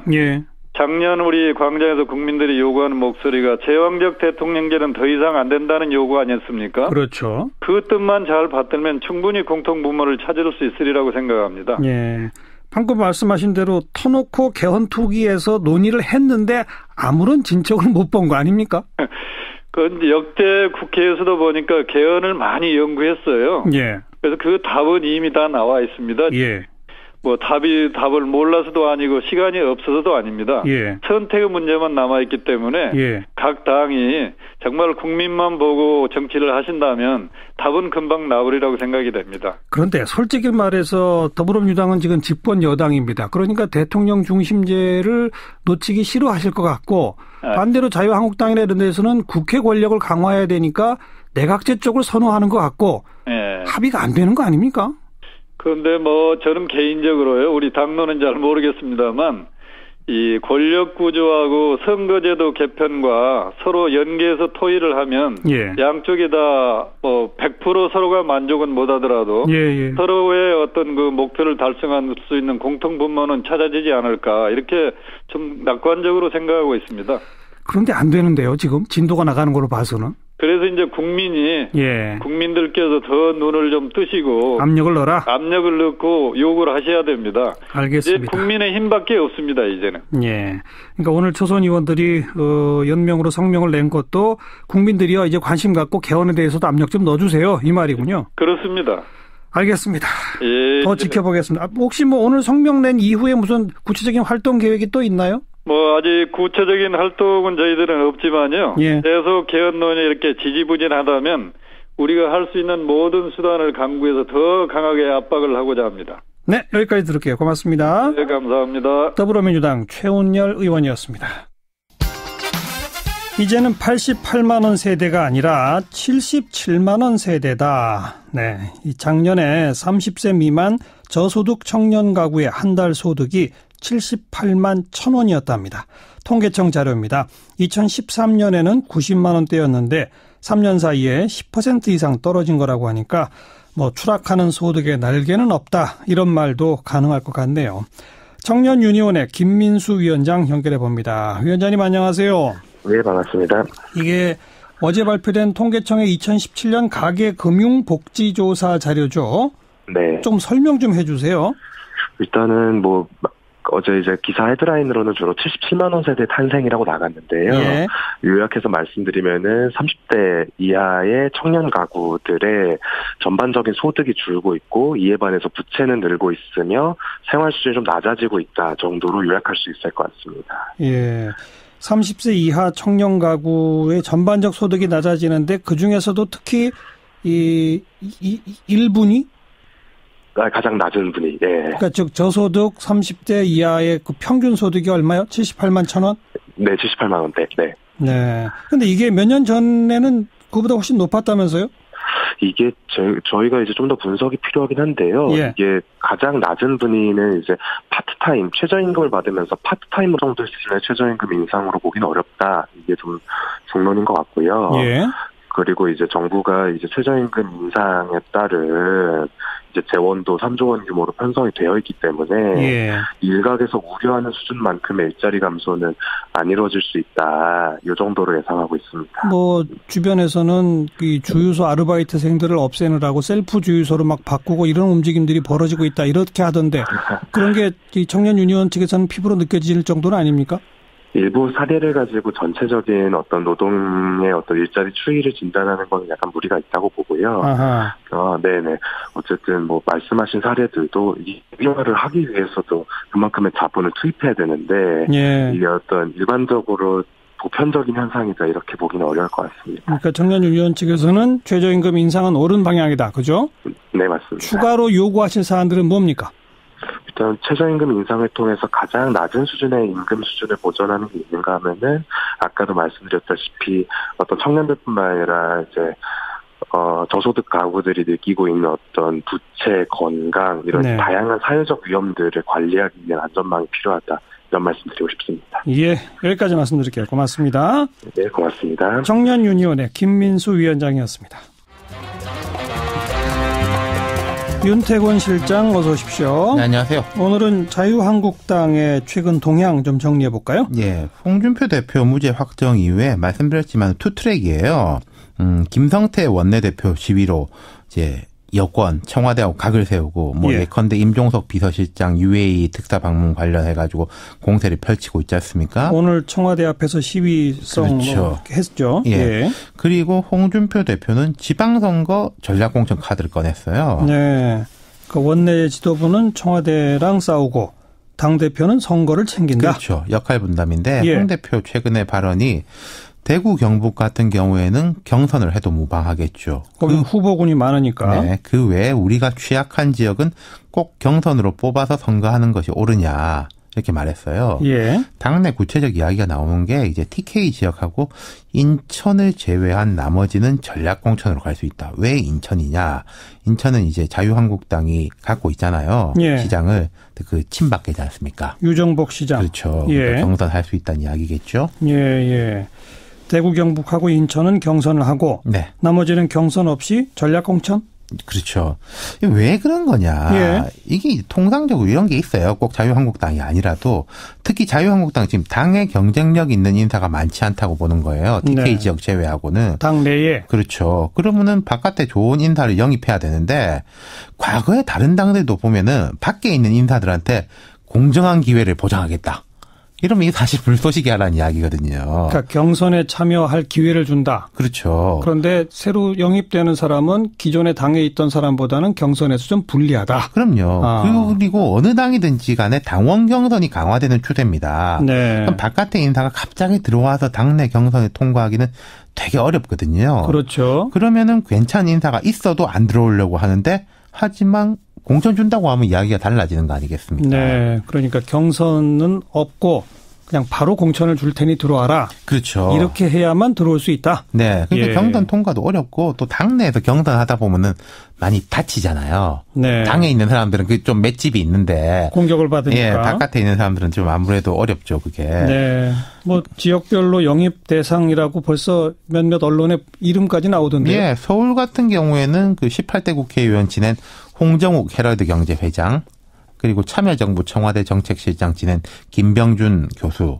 김병준 교수는 박근혜 전 대통령이 총리하려고 하다가 이제 그렇죠. 안 된 예. 그 케이스가 있죠. 그리고 당내에서 이제 김용태 의원 젊으니까 아무래도 부산시장으로는 뭐 장제원 수석 대변인의 친형인 장제국 동서대 총장, 안대희 전 대법관 이런 이름이 나오고 경기도지사로는 최준경 전 지식경제부 장관, 네. 이명박 정부 시절 장관 등이 있거든요. 이게 다 자기 생각하고는 별개로 당에서 나오는 이름들입니다. 일하시는 분들인데 이게 어쨌든 파트타임 일자리들도 경쟁이 심해지고 어쨌든 이제 이 소득 수준이 계속 떨어지는 추세가 이건 최저임금 인하도 불구하고 나타나고 있어서 좀 더 면밀한 관찰이 필요한 것 같습니다. 예, 최저임금 작년의 경우 6,030원이었죠? 네, 그렇습니다. 하루 8시간 주 5일 그렇게 근무하면 그래도 한 96만 원 이상이 되는데 맞습니다. 이분들은 그렇게까지 일을 못한다 이거죠? 그렇습니다. 아니면 최저임금도 못 받는 사업장에 있든지. 네. 예. 그러면서 부채는 늘어나고 있다고요? 네, 그렇습니다. 어느 정도입니까? 일단은 지금 평균적으로 좀 내봤을 때 이 30세 이하 가구의 부채 증가 속도가 전년 대비 42% 증가. 그러니까 지금 소위 말하면은 2030 세대들의 부채 증가가 모든 세대들을 아울러서 가장 빠른 속도로 좀 증가하고 있습니다. 이 42%나 증가했다고요? 네네. 그 부채의 이 발생 원인에 대한 분석도 있나요? 일단은 그 부채별로 통계를 보다 보면은 보통 저희가 일반적으로 분석할 때 20대 같은 경우에는 이제 학자금이나 아니면 생활비를 목적으로 부채가 초기에 형성되는 경우가 많고요. 예. 이게 30대로 넘어가게 되면은 뭐 결혼 등의 이유로 이제 집을 장만해야 되다 보니까 전세자금 대출 이런 것들의 비중이 좀 상당히 높은 것으로 확인이 됩니다. 그럼 그 소득도 얼마 안 되는데 빚까지 있으면 빚 갚느라고 그 적은 소득에서 또 돈이 나가면 어떻게 삽니까? 네, 그렇죠. 일단은 어쨌든 적은 소득에서 빚까지 지게 되면은, 그러면 이제 생활비 어떤 부분을 포션을 줄여나가야 되거든요. 예. 그러면 이제 저희가 자체로 조사해 본 분석에 따르면은, 결국 이제 낮은 소득과 높은 부채를 감당하기 위해서 생활비 어떤 항목을 줄이냐라고 좀 살펴보다 보니까, 일반적으로는 식비나 교육비, 저축, 이런 이제 당장의 어떤 음식, 값을 줄이거나 아니면 자기 미래에 대한 투자를 아끼는 방식으로 생활을 연명하고 있는 것으로 보여집니다. 식비, 교육비, 저축. 저축은 아예 생각도 못 하겠군요. 그렇죠. 이게 보시면 아시겠지만 기본적인 생활이 유지가 안 되는 경우도 많아가지고요. 예. 또 실제로 빚을 지고 있는 분들 같은 경우에는 30대 저소득층 가구들 중에서 빚을 지고 있는 경우에는 전체 소득의 3분의 1 이상을 빚으로 상환한다고도 합니다. 버는 돈의 3분의 1을 빚 갚는 데 쓴다? 네, 맞습니다. 우리 청년 유니온이 보기에 지난 몇 년 사이에 오히려 저소득 청년 가구 소득이 자꾸 줄어들고 있는 그 핵심 원인이 뭐라고 보세요? 글쎄요. 일단은 일자리의 양 문제가 일단 기본적으로 있을 것 같고요. 예. 소위 청년 실업으로 표현되는 실업률이 전체 연령대 실업률보다 3배, 4배 육박하는 상황이 일단 기저에 깔려 있고 설령 취업을 한다고 할지라도 상당수가 불안정하고 저임금 일자리를 전전하게 되고 또 이제 한국의 어떤 생활 수준이라는 것이 굉장히 높은 고비용 구조로 점점 가고 있다 보니까 이런 복합적인 요인들이 맞물려서 소득 청년 가구의 어떤 생활 수준이 더 악화되는 추세를 보이는 거 아닐까 이렇게 생각합니다. 뭐 일자리를 최우선으로 하는 문재인 정부가 출범한 올해는 이게 이제 오늘 발표된 건 작년 통계니까요. 네. 올해는 좀 나아질까요? 기대하세요? 어떠세요? 글쎄 글쎄요. 이게 사실 뭐 정부의 정책 의지만으로 일거 해결할 수 있는 문제라고 보여지는 않고요. 예. 어쨌든 기업의 어떤 이 생산의 어떤 재분배라든지 아니면 국가의 복지라든지 이런 다양한 대책들이 조각화되어야 한국 사회의 이 만성적인 저임금, 저소득 구조를 좀 깨나갈 수 있지 않을까 그렇게 전망하고 있습니다. 하루아침에 1년, 2년 사이에 해결될 문제가 아니잖아요. 그렇죠. 네. 일각에서는 내년도 최저임금을 상당히 큰 폭으로 올리지 않았습니까? 네, 그렇습니다. 그것이 오히려 이 청년들의 일자리를 줄어들게 할 수도 있다. 네. 이런 우려가 나오는데 청년 유니온은 어떻게 생각하세요? 일단은 지금 내년도에 뭐 통상적인 인상폭보다 높기는 했지만은 한국 사회가 감당하지 못할. 여러분 안녕하십니까? 정관용입니다. 더불어민주당 초선 의원 57명이 오늘 조속한 개헌 논의를 촉구하는 성명을 발표했습니다. 한 발짝도 나가지 못하고 있는 개헌 논의에 새로운 돌파구가 될 수 있을지 잠시 후 더불어민주당 최운열 의원 연결해서 설명 들어보겠고요. 저임금 청년 가구의 한 달 소득이 겨우 78만 원이다. 통계청 자료입니다. 88만 원 세대는커녕 77만 원 세대가 되는 셈인데 더 낮아지고 있는 청년 소득 문제 어떻게 봐야 할지 청년 유니온 김민수 위원장의 의견 전해드립니다. 7시 5분 시작되는 2부 시사자키 연말 특집 2017년의 사람들 그 5번째 순서인데요. 여성에 대한 성폭력을 고발한 여성들 초대해서 이야기 나눠보겠고요. 밖에서 본 한국 올해의 국가 2위로 한국이 꼽혔답니다. 이런 뉴스들 정리해드리도록 하죠. 잠깐 광고 듣고 출발합니다. 개헌 투기 연장에 대한 여야 간 이견 때문에 국회가 공전하는 상황이죠. 자, 그런데 오늘 여당인 더불어민주당의 초선 의원 57명이 조속한 개헌 논의를 촉구하는 성명을 발표했습니다. 어떤 취지인지 오늘 그 성명 발표에 동참한 더불어민주당 최운열 의원을 연결해봅니다. 최 의원 안녕하세요. 안녕하세요. 초선 의원 57명이 전원 참석학 성명에 동참하신 거죠? 예, 전원이 동참했습니다. 이 시점에 이런 성명을 내야 되겠다. 어떻게 해서 생각하시게 됐습니까? 지난 1년 동안 국정농단을 일삼은 정권이 무너지고 국민의 열망을 담은 새로운 정권이 들어섰지 않습니까? 예. 예, 광장에서 국민들이 한 목소리로 외친 것은 단순히 새로운 정권 하나 세우자는 것이 아니었습니다. 예. 우리 사회와 정치를 완전히 새롭게 바꾸라는 명령이었는데요.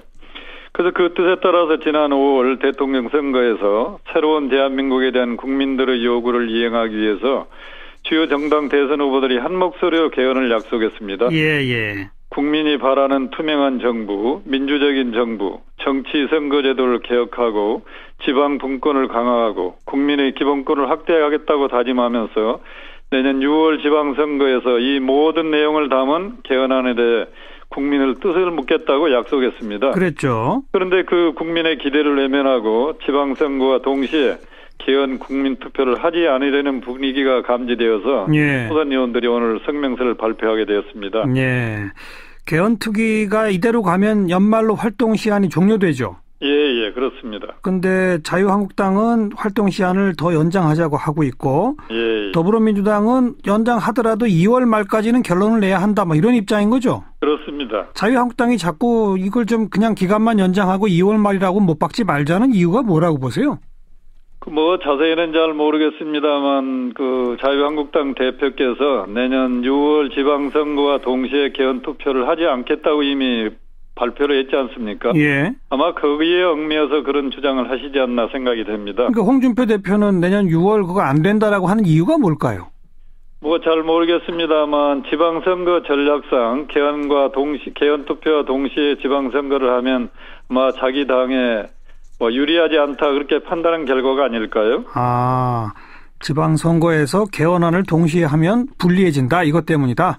그런 것 같습니다. 저희들이 보고. 근데 만약의 경우 여야가 만장일치로 합의하는 개헌안을 만들어낼 수 있다면 사실 그거는 유불리가 없는 거 아닐까요? 저희들은 그렇게 생각하는데요. 예. 아마 이제 각 당별로 처한 입장이 달라서 그런지 서로 해석을 달리하는 것 같습니다. 예. 근데 반면에 오늘 또 자유한국당의 초선 의원들도 기자회견을 열었어요. 그러면서 지금 개헌 논의 지지부진한 거는 여당 탓이다. 이렇게 주장했는데 그건 어떻게 생각하세요? 저희들은 그게 동의할 수 없는 게요. 역대 정부에서 보면 대통령에 당선된 대통령이 개헌을 이렇게 적극적으로 하자고 나선 경우가 사실 없었지 않습니까? 예. 그러니까 정부 여당 입장에서는 개헌에 대한 입장은 확고한 것 같습니다. 예. 그래서 지난번 약속한 대로 하려면은 2월 말이나 3월 초까지